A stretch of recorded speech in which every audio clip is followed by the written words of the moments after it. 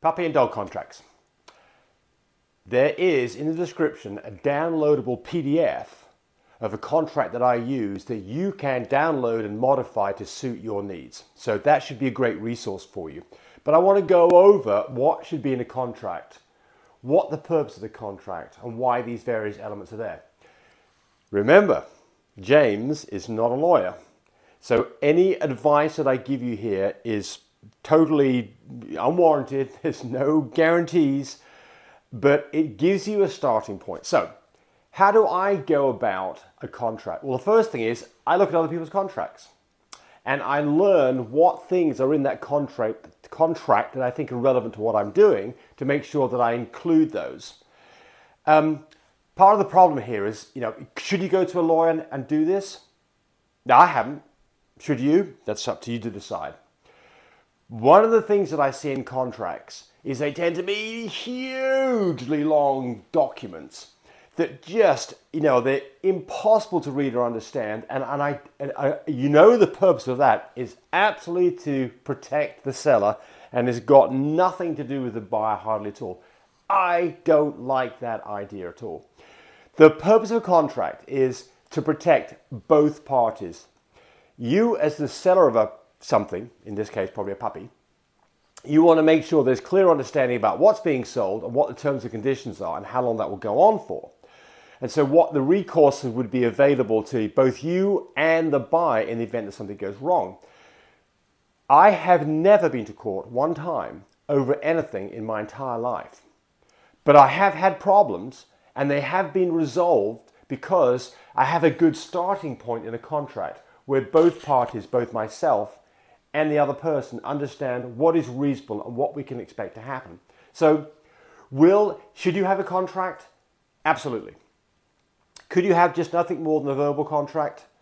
Yes, but it's extremely hard to enforce. And really, for the most part, the purpose of a contract is to set the stage to fix problems as and when they might occur. For the most part, you sell something, you buy something, everybody's happy. Nobody even worries about anything that's in the contract because it's not pertinent. Everybody's happy. The contract is there when things go wrong. So, should you have a written contract that is signed? Absolutely. It's not difficult to do.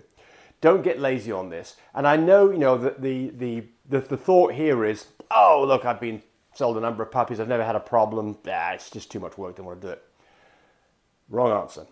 Or, I don't want to frighten my buyer off because I've got this long contract. Wrong answer. Make a contract that's easy to understand, that explains what you're going to do for both parties in the event that something goes wrong, and it will make you as a buyer look better. You as a seller look better. The buyer will have some confidence that this person knows what they're doing. Now, if you just sell things on a handshake, you've got all kinds of potential problems that can happen and no defined recourse. Nobody remembers what's said. Not a good idea.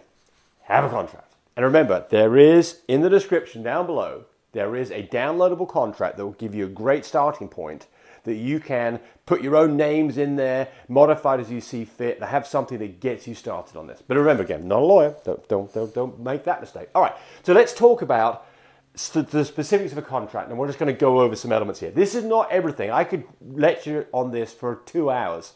We don't want 2 hours because you'll all stop within 5 minutes. All right, so this is what's got to be on the contract and why. So the first thing is, who are the people who are selling the dog? Who are the people who are buying the dog? Puppy, dog, whatever. Right at the very beginning, I, James Chopping, am the seller. Joe Smith is the buyer. And now you can just use the words buyer and seller from there onwards. Okay, what is being sold? Describe in reasonable detail what is being sold. I am selling to you a 6-month-old puppy called Rachel.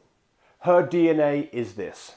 Her color is that. Her markings are this. You want to make sure that you've spelled out exactly what this dog is they're going to get. Remember, don't make the mistake of somebody's looking at videos, picked a dog out, you've shipped the dog, and then they say, you sent me the wrong dog. And that can happen. Make sure that you have described this dog in detail. This is the blue dog that has a patch that looks like Texas on its chest. That would be a good example because there's no other puppies in that litter that look like that, right? So make sure that you have described what this dog is in some detail. If you are going to put down the DNA of the dog, make damn sure that you know what the DNA is. Have a DNA test done by someone like Animal Genetics that will verify. You don't want to get in a situation where you said it's a lilac dog and it doesn't have 2 copies of blue and 2 copies of cocoa. That will get you in trouble. So make sure that you are describing accurately and precisely what is being sold. Okay, good.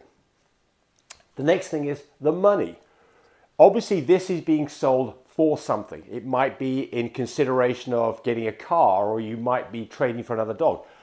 But typically there's going to be money involved, and you need to describe exactly how that's going to go down. You know, I will take, this dog is being sold with a $1,000 retainer, with the balance of $3,000 to be sold, to be delivered before the puppy is picked up. And then, you might have some specifics there about how you're going to take it. I'm going to take cash, I'm going to take Venmo, I'm going to take PayPal. You might put that in there. But I think the important thing is that you need to say what money is being handed over and at what point that dog is basically theirs. If you are going to take a retainer, which I recommend that you do, you need to specify what the terms of the condition of the retainer are. For instance, you're putting a $1,000 retainer down, and then the puppy's supposed to leave at 10 weeks old, and at 10 weeks old the person says, nah, I don't want the puppy anymore, give me my retainer back. Would that be reasonable? Not my book. But it needs to be explained right here in the contract whether this is non-refundable, and if it's refundable, how much will be refunded, or if it's going to be exchanged or put onto another puppy, how that terms and conditions would work. So this is the money aspect. Got to get that right, okay? Good, all right. Okay, so now comes the meat and potatoes of what you are guaranteeing. The purpose of this contract is to describe the product that you're selling, a dog, puppy, and what condition it's in. I'm selling you a car, it's got a dented in right fender. Great. I'm selling you a dog that has been vet checked, will be vet checked within 10 days of it leaving. These are the kind of things that I put in the contract. And it will be tested for, and again, I'm just going to come up with a list here. This is not going to be complete, so don't take this as being exactly what you're going to put down.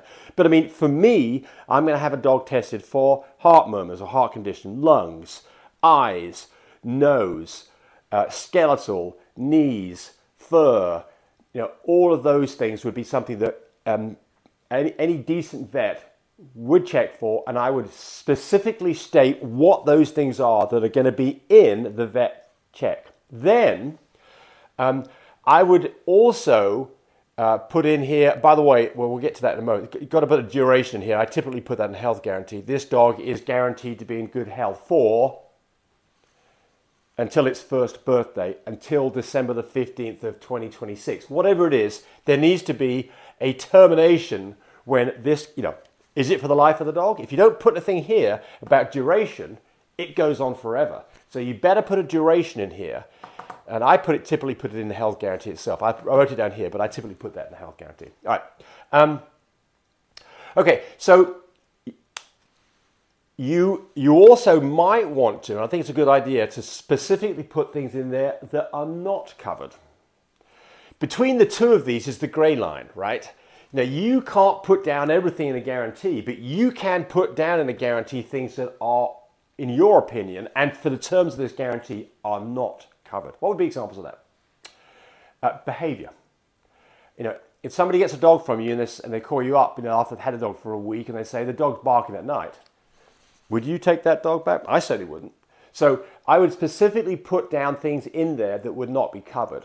Things like, for instance, there are French Bulldogs. There are things that are, quite common in French Bulldogs, or any dogs, like things like, coccidia, giardia, gut parasites that puppies can get. Those things I would specifically not put.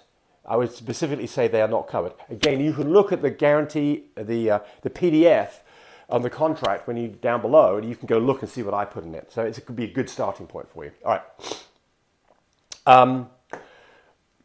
So I also put in this the health guarantee that this dog has been checked by a licensed vet at my end within X number of days, typically within 10 days of its leaving, and that they have to Also, take the dog to a vet at their end when they receive the dog within a certain reasonable time frame, 48, 72 hours. You know, if they get the dog on a Friday night, they obviously can't do it in 48 hours because they can't get to a vet on a Sunday. So something that's, don't make this stupid. You know, the whole purpose of this is not to make a contract that completely protects you and slams them against the wall if there's any kind of a problem. You want them to have a vet check at their end. You don't want somebody who I've had this happen, comes back to you after they've had for 2 weeks and say the dog's got parvo. It's like, parvo takes just a few days for the incubation period and for it to show up. And for a dog to have got contracted parvo and it's been in their care for 2 weeks or longer, obviously the parvo didn't happen at your end and it would not be covered by the guarantee. So that's why you want a vet check at their end, because it establishes that your vet says it's this and their vet says it's this. And if there's a difference, it's time to talk about it right now before it goes on 3 months down the road and they come back and say there's a problem with the dog. You want to make sure that the dog that they got is in fact in the health condition that you said it would be. All right. Now, this is all about when things go wrong, because remember, the whole purpose of the contract is to give you and your potential customer a decent starting point to have a discussion and get a resolution to a problem. I'll probably do another whole video on this problem resolution part. But remember, the purpose of the contract is to get both parties talking and get this thing resolved before it becomes a huge legal battle. You don't want to have to go to court and fight this. If you have to go to court and fight it, it's expensive. The guaranteed outcome, even if you think you're 100% in the right, that doesn't mean that you aren't going to come out of this unscathed. And it's going to take time and effort, and it's going to be stress on you. We want to get some kind of reasonable policy on what's going to happen in the event that there's a problem. You know, that the dog can be returned for a dog of equal quality within a certain length of time. That they get a portion of their money back. That they get all of their money back. That they have to go to a vet and have this thing documented by 2 independent vets to say the problem really exists. That's all within the return policy. Look up the contract in the PDF you can download and you'll see how I did that. Then dispute resolution. You know, how is this thing going to be resolved? One of the things that I would recommend is that you always put that your local state and laws are where this will, if this gets to go to court, a resolution, that it's going to be done locally where you are. Not, if you're in Oklahoma, it's not going to be done in California because it's pretty hard to defend yourself in Oklahoma. In California, if it's like 1,500 miles away. So dispute resolution needs to say, you know, how that's going to go about, whether it's going to be through arbitration, whether it's going to be, you know, what court system it's going to be at. We already talked about duration of guarantee. That needs to be defined as to how long this guarantee is enforceable for, and make sure that everybody signs it, right? You can have a guarantee that's on your web page and you say, go look at the guarantee. You need to have them print a copy of it out and both parties need to sign it. Otherwise, it's very difficult to enforce it. So look, there's a lot there. I'll do another video specifically about when things go wrong, but that's not going to be this one. But again, there is my contract that I use that's there as a PDF and my name's taken out that you can insert your own information in it. But remember, not a lawyer, just here to help. But it gives you a good starting point. And remember, there's lots of other places to look at guarantees and look at those things.